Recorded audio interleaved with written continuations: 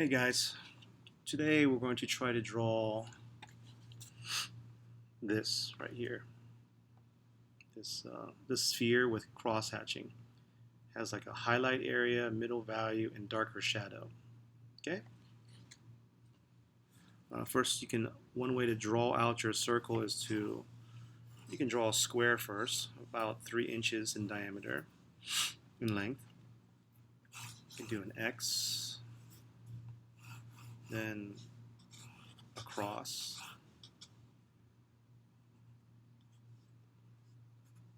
So from this point to this point, just do a curve. And from this point to this point, do another curve. From this point to this point, you can do another curve. Half of a semicircle. And the reason I did the square first, it helps with symmetry and balance of your circle. It's not a perfect circle, but I mean it might do. Now another way to create your circle is just get a lid from a jar and just trace it.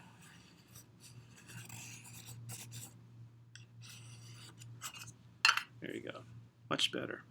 So I'm using a 2B pencil, and what I want to do is at the top here I want to put a little sun icon, and this is going to remind me that this is where the light source is. So as it shines down onto this sphere, this globe, this area here will be lighter, and this area down here will be in shadow. It's darker because it's furthest away from the sphere. Okay, so the next step is to draw light lines in this direction. So I'm going to draw a very light line going down the middle. And on the left side, I'm going to slowly curve these lines. See that? Like little crescents moving towards the edge, and it finishes out with that curve on the very left-hand side. So it's bending around this sphere, so it gives it a feeling of the curvature of this ball.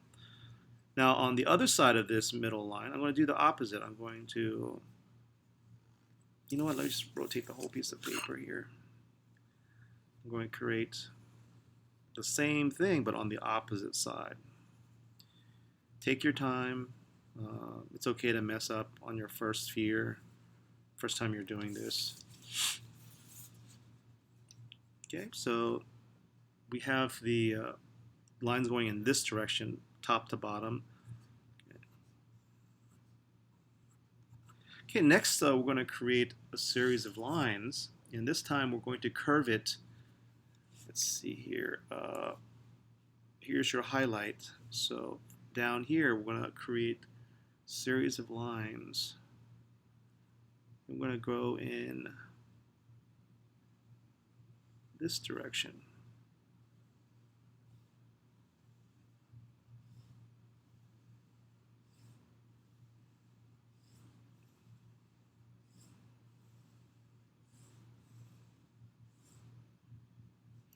And then up here on the opposite side of the middle, we're going to curve it towards the highlight.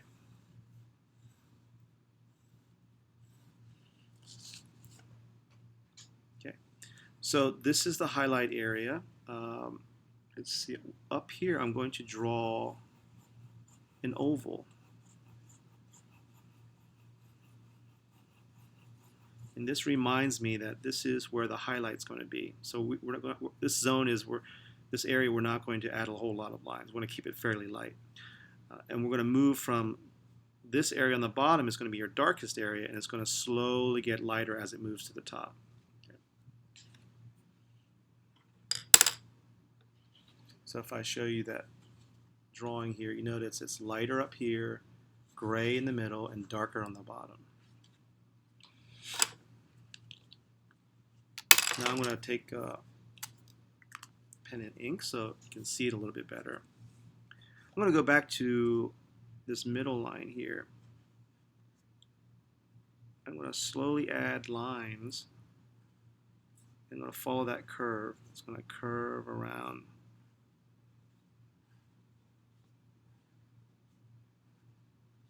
All the way to the edge.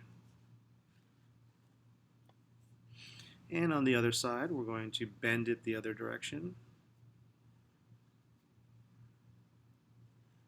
My lines aren't perfectly curved. I'm just slowly just making sure that it does curve somewhat to the right. I'm laying my foundation lines, and these, they don't all have to be perfectly connected. You can have them kind of stop and start, stop and start. But they're curving, and it kind of creates the illusion of a curved form in space. But right now, this area is the same value as this. This is just, it's not darker or lighter than this area. But as we add lines, it gets lighter, darker in certain areas. And the formula is down here, this area, it's darker, and as it moves up, it gets lighter. All right, so next I'm going to turn the paper here so it's easier to draw. So this is the bottom right here of the furthest away from the light source. So now I'm going to add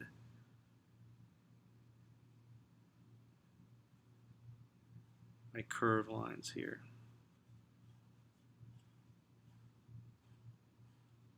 And just doing that, notice how it's just now it's darker. And if you want to add a little bit more space as you move up the side of this,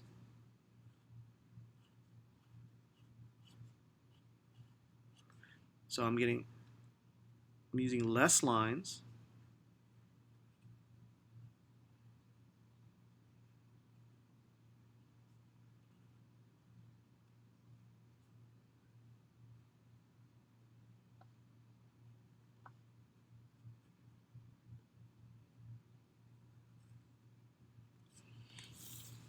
Are you seeing a difference? It's lighter here. We're leaving that oval where the highlight, the surface is closest to the light source. And we want to make the opposite area, the shadow area, darker. So I'm going to go back in and just slowly add in lines in the same direction, overlapping, crosshatching, crossing over and overlapping the existing lines. And I definitely want to make the bottom part darker. So I want that contrast. So I'm controlling the light and the dark. I'm making it darker by adding more material, more ink, to block out the reflection of the white of the paper. And look at that. Slowly it's getting darker.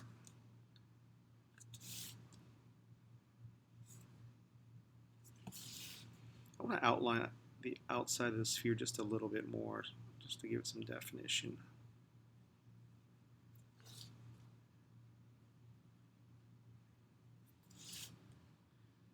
This really helps when we draw faces and curved planes, and the big thing is the idea of you have variety of lights and darks.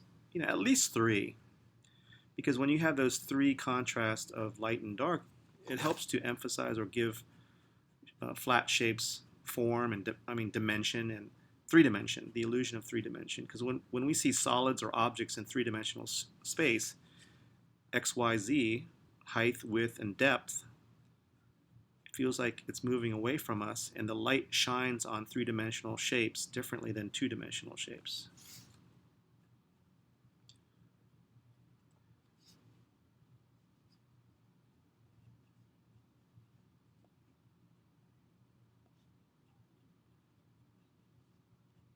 I'm going to make the side of this sphere just a little bit darker also, because it kind of gives the illusion that it's, as it curves away from the side as well, it gets a little bit darker. So look at that, I'm just going down the side of the sphere, and I want to periodically just stop and just kind of look at it and look at that. How's it look so far? So we still need to darken in this area and the bottom, push the darker shadows a little bit more. And you want to extend this out a little bit and look at it from a distance. There you go. So I have a better idea where I need to go. I'm going to make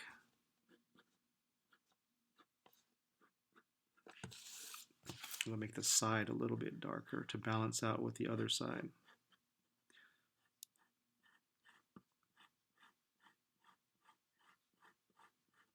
Okay, now I'm really interested in zoning in on this area, the shadow area. So the shadow area, I want to get rid of all, not all of them, but just much more of these little white areas of the paper coming through. So I'm going to use a little bit smaller curved lines. And I want to make sure that it's curving. And this takes practice, guys, this idea of this technique of curving shapes and forms. Because the surface of the sphere is just one plane, one flat surface curved around this shape and form, versus a cube with the 6 sides, flat planes with 90-degree angles or different angles.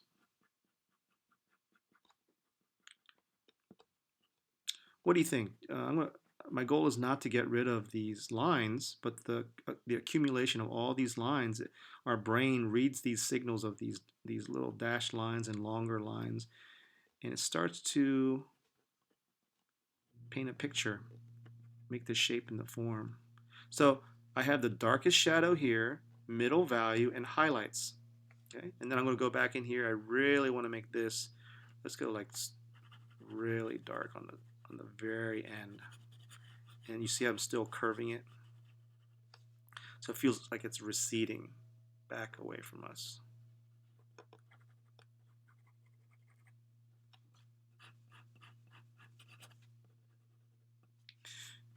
I'm not obsessing that every mark and line has to be perfect. I'm just looking at the whole picture and kind of molding it and shaping it the best that I can.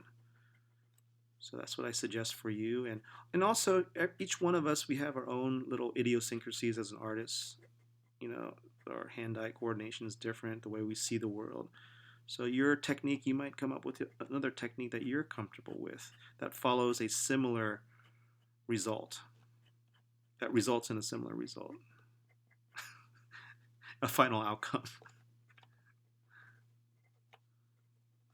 Man, drawing and talking at the same time is really weird. Okay, so I'm getting there. I'm almost, let's see, let's stop and take a look at that.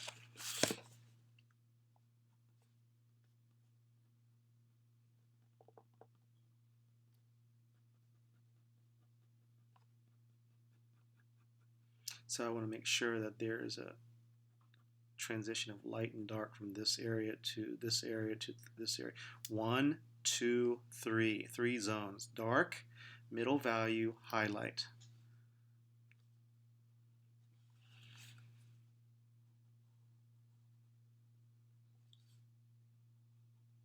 My hand's very shaky today, so I'm going to slow down a little bit.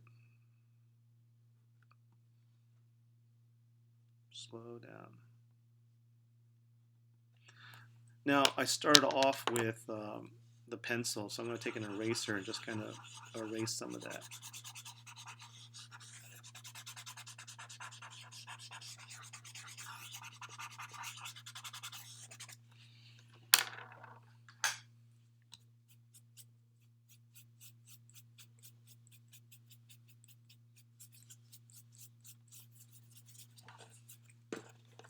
Here we go. Look at that. Look how it changes when we bend it. Look what happens when we rotate this. Do you see the change in light and dark? This could be an orange later on, an apple, a face, a planet, a wheel. But now it looks three-dimensional because of that highlight and shadow. And it gets more complex because some artwork later on we have more than one light source. We have multiple light sources. But this is a great stepping stone to kind of understanding this technique on curved planes to add cross-hatching. Hope you enjoyed that video, and have a great day.